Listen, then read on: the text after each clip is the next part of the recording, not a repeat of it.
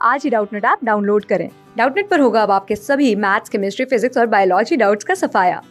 बस अपने क्वेश्चन की फोटो खींचो, उसे क्रॉप करो और तुरंत वीडियो सोल्यूशन पाओ। Download now. अंकित और रहमान दोनों दोस्त हैं और एक ही कॉलोनी में साथ में रहते हैं। अंकित कक्षा 9 में पढ़ता है जबकि रहमान कक्षा 8 में। एक दिन अंकित और रहमान कॉलोनी में अन्य बच्चों के साथ बाहर के एक मैदान पर क्रिकेट खेल रहे थे। जब बल्लेबाज ने बहुत जोर से शॉट मारा तो रहमान की ओर गेंद आई। तो रहमान ने गेंद को कैच कर लिया, लेकिन इसका हाथ बुरी तरफ से जख्मी हो गया। अगली बार बल्लेबाज ने फिर से जोर से शॉट मारा तो गेंद अंकित की ओर गई और अंकित ने तेजी से आती हुई गेंद को एक खास अंदाज में पकड़ा और उसका हाथ जख्मी नहीं हुआ।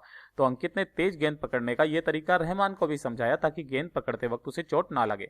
अंकित की सलाह पर अमल कर रहमान भी तेज गेंद बिना अपने हाथों को नुकसान पहुंचाए पकड़ना सीख गया। हमसे पूछा गया है कि अंकित ने तेज आती गेंद को किस तरह पकड़ी कि उसके हाथ को चोट नहीं लगी।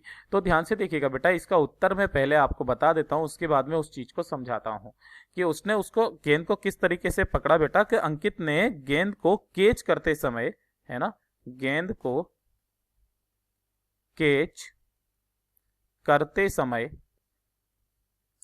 समय धीरे धीरे हाथ पीछे लाया होगा, है ना, धीरे धीरे हाथ पीछे लाया होगा, है ना, पीछे लाया होगा।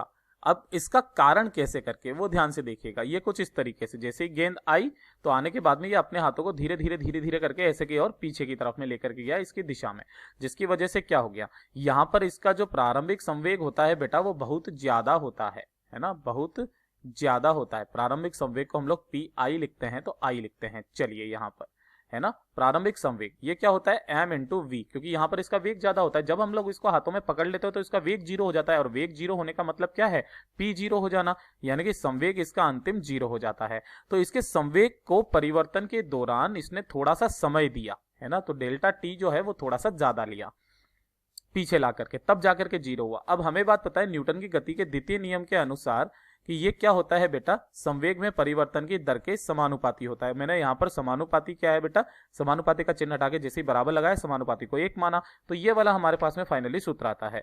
तो ध्यान से देखिएगा बेटा, यहां पर जो डेल्टा पी होता है इसको हम लोग क्या बोलते हैं बेटा, इसको संवेग भी कहते हैं, और सॉरी संवेग में परिवर्तन कहते हैं, या फिर हम लोग इसको आवेग भी कहते हैं, ठीक है, आवेग भी कहते हैं। जब डेल्टा टी अगर ज्यादा होगा, क्योंकि जैसे जैसे इसने ज्यादा किया तो एफ का मान क्या हो जाएगा, कम हो जाएगा, क्योंकि ये इसके व्युत्क्रमानुपाती है, ठीक है। और जब ये कम हो जाएगा तो हाथों को चोट कम लगेगी, है ना। तो मतलब कैसे भी करके अपने को वो समय बढ़ाना है कि उसका संवेग परिवर्तन होने में थोड़ा सा समय लगे। अगर डेल्टा टी बहुत कम होगा तो इस एफ का मान क्या हो जाएगा, बहुत ज्यादा बढ़ जाएगा, जिससे कि आवेग बल का मान बढ़ने से हमारे हाथों को चोट लग सकती है।